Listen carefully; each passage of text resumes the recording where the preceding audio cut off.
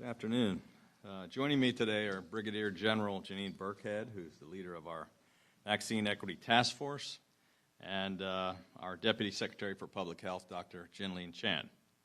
Their teams have been working around the clock to marshal an unprecedented public health response and to get shots into the arms of every single Marylander who wants one. This effort grew from about 4 people to more than 11,400 people all across the state who are working around the clock to vaccinate millions of Marylanders. Today, Maryland has surpassed the incredible milestone of 4 million vaccines administered. It took 94 days to reach the first 2 million doses, and the second 2 million vaccinations have been accomplished in just 35 days. Maryland is vaccinating at a faster rate than the nation and than most other states. As of today, we have vaccinated more than 82% of all Marylanders over the age of 65 and more than 55% of all Marylanders 18 years and older. The Biden administration, as I've said, has recognized the state of Maryland for having one of the nation's first and most advanced equity plans. And Bloomberg ranks Maryland as a national leader for vaccinating minority populations. As of today, our more than 3,000 points of distribution have expanded to include 509 pharmacies and 104 doctor's offices. And our Equity Task Force is adding dozens of new clinics each week. Tomorrow we launch the state's newest mass vaccination site at Ripken Stadium in Harford County, and we will open the 13th mass vac site at the Mall in Columbia in Howard County the next week. That's next week. We have also expanded the no appointment necessary option. Tomorrow we will add no appointment walk-up lines at Navy Marine Corps Memorial Stadium here in Annapolis, the Baltimore Convention Center Field Hospital, and at the FEMA site in Greenbelt. We've also expanded our no-appointment walk-up lines at M&T Bank Stadium, at Western Maryland and Eastern Shore Mass Vac sites, and we will continue to increase more of these opportunities in the coming weeks. We're hitting some milestones at the mass vaccination sites. Six Flags is just about ready to hit 250,000 vaccinations. The Southern Maryland site reached 100,000 vaccinations as of today. And yesterday, M&T Bank Stadium reached a new high for them of 1,000 vaccinations in just 1 hour. The best way to be guaranteed a vaccine and to get through these sites quicker and easier is still to pre-register and secure an appointment at covidvax.maryland.gov or to call the state's COVID-19 Vaccination Support Center at 1-855-MD-GO-VAX. While 4 million vaccinations is a remarkable achievement, we still have a ways to go before we can declare mission accomplished. Our goal throughout this massive effort has remained the same, and that is to provide a vaccine to every single Marylander who wants one. To further that goal, today we are launching a series of new No Arm Left Behind initiatives, which will involve every state agency, private industries, and in every demographic in an all-hands-on-deck effort to make sure that every Marylander who wants a vaccine can get access to one as quickly as possible. This will include redoubling our efforts to reach that remaining 18% of Maryland seniors by going county by county and zip code by zip code in an effort to get every senior vaccinated. In addition to conducting vaccinations at every nursing home, every assisted living and long-term care facility, we have also completed or scheduled clinics at 98% of all the other senior housing facilities in the state.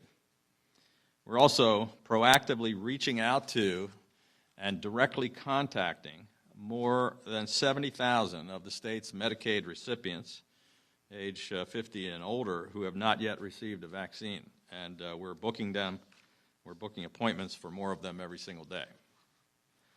We're also conducting clinics at senior centers across the state through partnerships with Rite Aid, Safeway, and Giant pharmacies. And today I signed an executive order to authorize the reopening of senior centers across the state for safe in-person activities. Everyone who studies at any Maryland higher education institution is strongly encouraged to get vaccinated.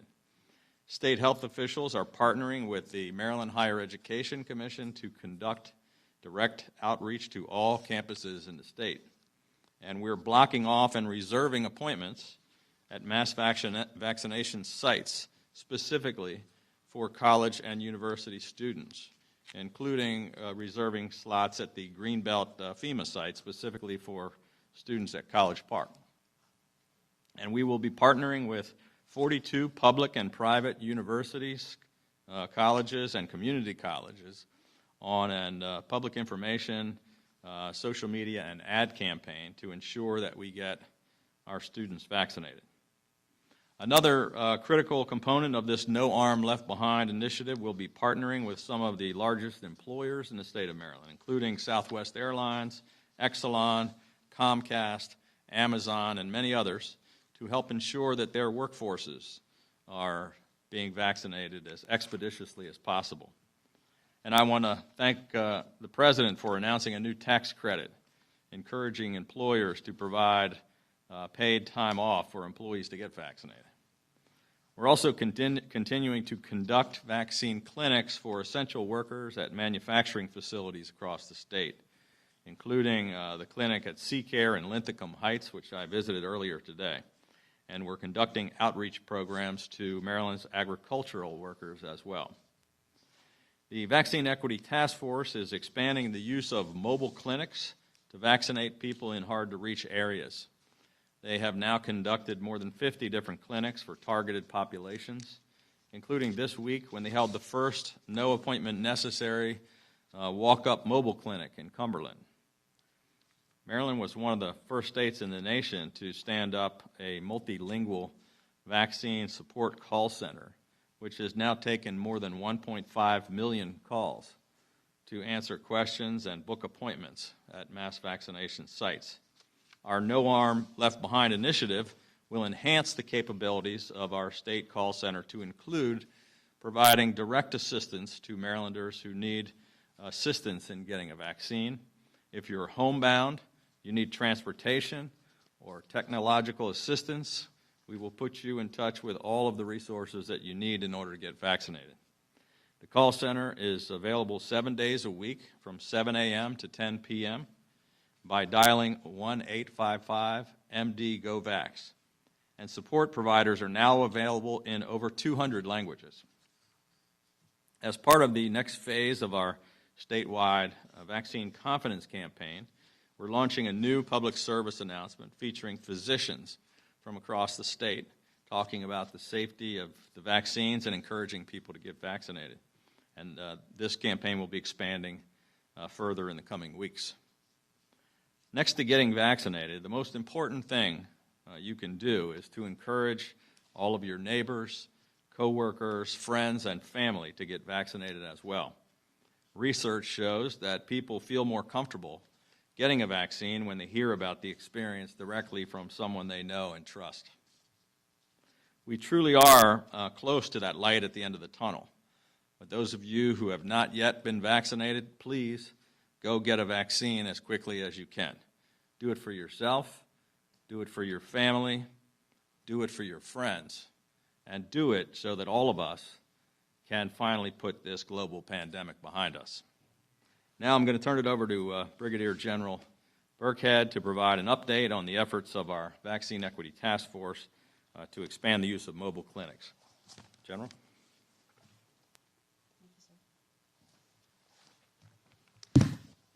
Thank you, Governor.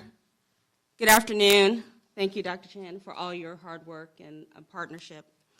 Since Governor Hogan's appointed the Vaccine Equity Task Force, we had worked very hard, nonstop, with local departments, community stakeholders, to serve the underserved and to bridge the health outcome gaps that exist, ultimately increasing Marylanders' access to the vaccine.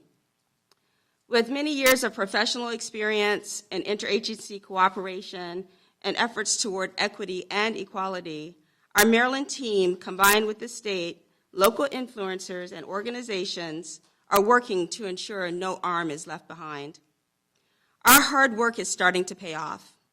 As of April 17th, Marylanders' state-to-state ranking designates the state as 5th in the nation for vaccinating Black Americans, 8th among states for vaccinating the state's percentage of Asian population, and 13th amongst states for vaccinating the state's share of the Hispanic population. As Maryland's Governor Hogan said, equally as important as getting a vaccine yourself is helping someone you know to get the vaccine. This is precisely why it's crucial for the Vaccine Equity Task Force to exist. Our data-driven approach leads the task force to engage those communities who may otherwise be left behind. Each of Maryland's 24 counties provided an equity plan, and we thank them for their hard work. Realizing that they cannot do it alone, the Vaccine Equity Task Force has performed and or assisted in vaccine distribution in all 24 jurisdictions. To date, we have helped with more than 42,000 vaccines.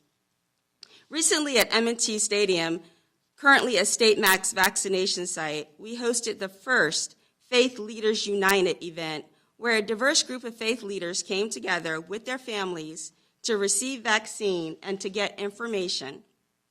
The faith community has been and continues to be an integral part of this partnership. Trusted voices are so important in this endeavor and adding to the diverse collection of this effort every day. In Waldorf, Maryland, I spoke with a leader in the Piscataway Conoy tribe after a recent vaccine clinic, which was co-located and co-hosted with Prince George's County and Charles County Health Departments.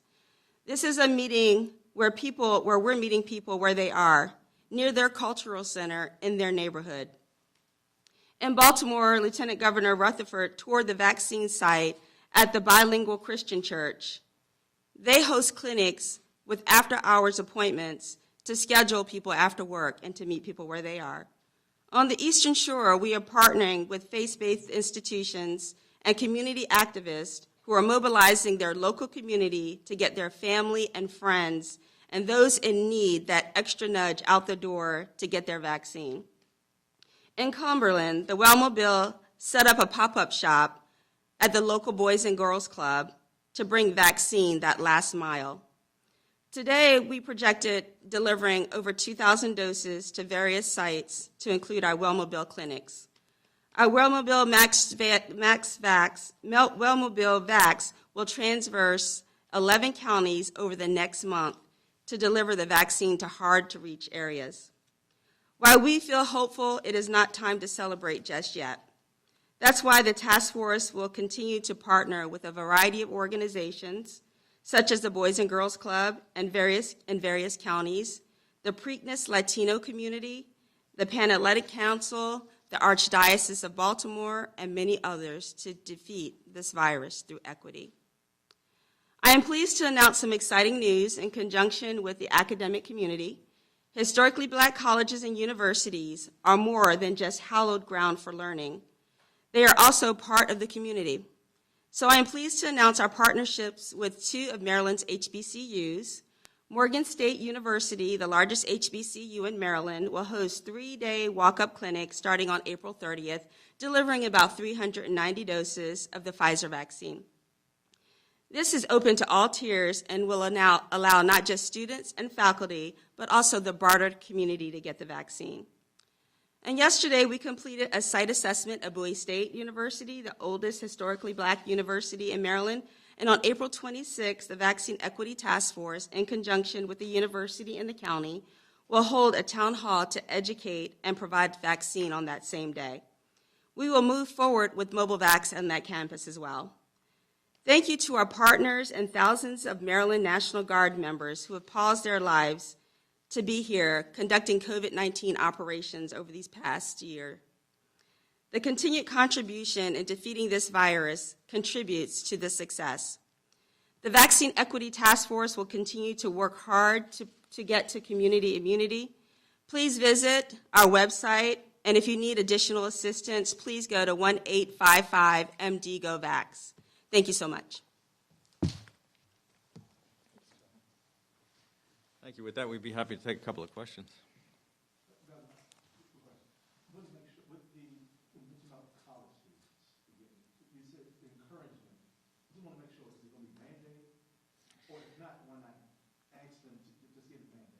Yeah, I know that the Board of Regents and the Chancellor are considering that decision right now. They're the ones that would make that decision for the university system. The other colleges, it would really be up to them. I know a number of colleges across the country are mandating it, and we would encourage them to do so. But that's not an action that requires any executive order or any health department order from us. That would be a decision by the university system or the individual universities. But we want to make sure everybody that is returning to the campuses is safe and that they all get their vaccines.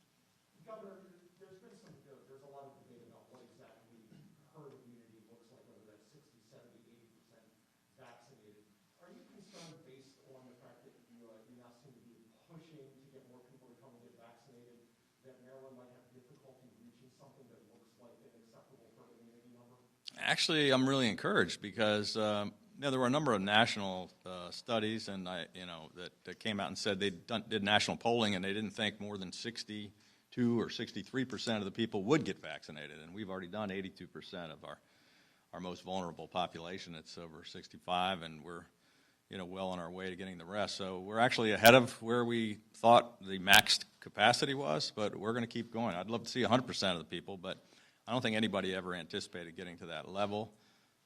Dr. Fauci at one point was saying 60 or 70% would reach herd immunities. Others think it's 80 or 90.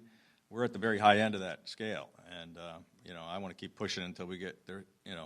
Every person that wants one is going to get one. But no, we're not concerned at this point. We're pretty pleased with the progress.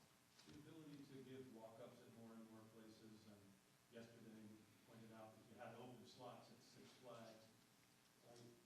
I know they've got 780,000 or so pre-registered, but are you starting to see the demand fall off? I might have asked this before, but how are you able to do these walk-ups? Are appointments opening up now? So it's always been kind of the plan to keep expanding with more opportunities, but we also I've said for months, at some point, it's going to start to slack off. We want to keep them filled and keep moving at the same pace. Right now, we're continuing to move at the same pace, but we're having to do lots of creative things to get the same number of vaccines done every day. Because we've opened up so many new opportunities, because now you can go, instead of was 34 pharmacies, and now you can go to 509 pharmacies, almost every pharmacy in the state. Because now you can go to your doctor's office, because we now have 13 mass vax sites, because we've done all these clinics everywhere, Equity Task Force, what's happening is, people are getting vaccinated. So we've got 4 million vaccines done. The other people are scheduled. And what's happening is, I think in some cases, we have up to maybe 20% drop-off on when people schedule an appointment. That wasn't happening before. People were showing up for their appointments. Now they're like, I just got it at the CVS, so I don't need to show up for my appointment. Or, I got it down the street at Giant or Safeway. So that drop-off, if we're doing 3,000 or 5,000 people a day at that mass vax site, and 20% of the people don't show up, then we have 600 or 1,000 extra shots. We want to use every single one of them. So this is with the walk-ups. It's let's use every one we have. You can't plan for how many people are going to show up. You can't know exactly who's not going to make it to their appointment. But so far, we haven't dropped off at all. We keep using the same number or more, and we're still making progress. And that's why we're doing all these things, to keep the demand. But at some point soon, I said we're going to be shutting down mass vax sites, and we're going to be out. Everything's going to be, finding those last few people, knocking on doors, calling them on the phone. We need you to get a vaccine. It's, we're at that point now where we're getting up to the hump, and we're going to start coming down the other side. Governor, I have a question in relation to President Biden's tax credit announcement. Do you know, or do you have an estimate of the percentage of working adults in Maryland who have been vaccinated or gotten at least one shot? Percentage of working adults. I'm sorry, I don't know that one, and I actually didn't. They didn't talk about this announcement today at our call in the White House yesterday. So I haven't actually seen the announcement. I think it sounds like a good idea, but. When we were out today, I think you joined us at the last stop where we're at a manufacturing facility. We're actually doing the vaccines right in their facility, so nobody had to take off work, and they're working and they're just taking a break to go get the vaccine, which we're trying to do also in all of our large employers. But certainly it's a good idea for those people like I just called you a doctor. You're a Dr. General Burkhead. We'll call you General too. She was talking about this, about going out to reach those folks and some of the pop-up clinics where they're doing at churches where they're doing it after hours because people that can't get off work. So we want to do everything we can to make it easy for somebody, and we understand it's hard for people when they're working, they have to go home, take care of a family, that they don't have time to go. Also in terms of the White House, is there any news from your latest call with the White House in terms of, did they inform you about the emergent report ahead of time? Or is there any No, it's funny. We had a call. Is today Wednesday? Yeah, Tuesday, yesterday. Seems like a long time ago, but it was yesterday. We had a call with the White House. They were very hopeful on Emergent and J&J, and their story to us was that they hoped by Friday that this decision would be made, that there were millions of doses, ready to be shipped, if and when that the FDA makes their decision. So the report today they said nothing about. But it's hopefully they'll get it resolved. This is something I guess we haven't had all the information. They're not that forthcoming with all the information, or maybe the FDA doesn't talk to the White House, or the White House doesn't talk to us. I'm not sure, but it sounds like they inspect these facilities every 2 years. The feds paid for the facility and built the facility. FDA had done their last review in 2019. I'm not sure. They're telling us that they expect J&J may be back available as early as Friday, but I don't know if that's actually going to be true or not. Governor, I'll be looking at the numbers of the cases across the state, and maybe Dr. Penn can chime in on this as well, but Baltimore City, Baltimore County continue to have some issues. Are you worried about some of the surges in some of these areas right now, or what do you recommend? We are. We're very pleased with the state numbers because, again, today they're all down. We've kind of been on a plateau for a couple of weeks now, but the past couple of days, almost all of our numbers are down. Today, our daily positivity rate is down substantially. Our 7-day positivity rate is down. Our case rate is down to the lowest point it's been in a long time. Hospitalizations are down. ICU down. So every metric that we look at, the state is in better shape than we were last week and the week before, and we're hoping that that's a pattern that will continue. But we remain very concerned about the fact that every state to our north is in the red zone and we're not, and that includes Pennsylvania and Delaware. And we're seeing some of that creep. A lot of people commute across the state line. They live in Pennsylvania and work in Baltimore County or in the city. People from Delaware are coming into Cecil County. And so we're seeing Baltimore County, Baltimore City, and Cecil are the only ones where we seem to have the opposite going on than the rest of the state, and we are concerned, which is why the real key is getting everybody vaccinated. If everyone's vaccinated, we won't have anybody positive, or very few. We'll have 4% maybe, out of the 96% efficacy. I think I skipped you. Yeah. Brad can't get a second question until you. Are there particular parts of the state or groups, demographically, age-wise, that you're seeing these vaccination rates at a lower level that you think you're struggling with right now, or they're particularly concerning? There's nothing that's dramatically concerning, or there's definitely different rates in different areas for different reasons. But overall, we're pretty pleased with where we are, and wherever we can, we're trying to boost those numbers where they're down. Yep. Go ahead, Brad. I'm coming right back to you. I don't want to put him on hold twice in a row. You might. There. I got you, man. You're next. Look, on a completely different subject. Yesterday we had a burden in Minneapolis. Police reform ended up moving on through the veto overrides. Crime is up in Georgia County. Murders are 100% up. There's a whole different bunch of things there. But do you have a vision for moving forward, how to address these issues? What should, where we can go? What do you have in mind? Well, it's no question we've still got a lot of work to do, and yesterday I think I was pleased that the decision came down, I've said from the beginning this was a brutal murder of George Floyd, and the fact that they came down with that quick decision, guilty on all 4 counts, I think was the right one. I think hopefully that's going to be a part of healing, both for his family and for all, communities all across the country. But we've got work to do. We've still got to address the violent crime situation in addition to police reform. And defunding police or getting rid of police force is not going to help us with our violent crime problem. And that's so this past year I was pleased that the state Senate nearly unanimously passed our tough crime bills. They died again in the House for the second time. We have 350 murders a year in Baltimore City, and murders are up in Prince George's County, and I'm not sure how getting rid of police or defunding them is going to help that situation. So we've got to work on both, figuring out a better way to do our policing, to do more community policing. I think, I've said before, we have to address some of the systemic problems. We have to do police reform, but we also, people say, well, let's not put more money into the police. Let's not hire more police. And I think that's a mistake. It's like saying we want to improve education, but we're going to cut funding for education and we're going to get rid of teachers. We've got to improve the training, de-escalation techniques, and body cams, and more community outreach, and get our police forces as strong as they can be, and working with the communities better. And we got to root out bad cops, and we've got to heal the rifts in the communities. Vaccine passports, Governor, where do you stand on it? Is there some for it and some against it because of privacy concerns?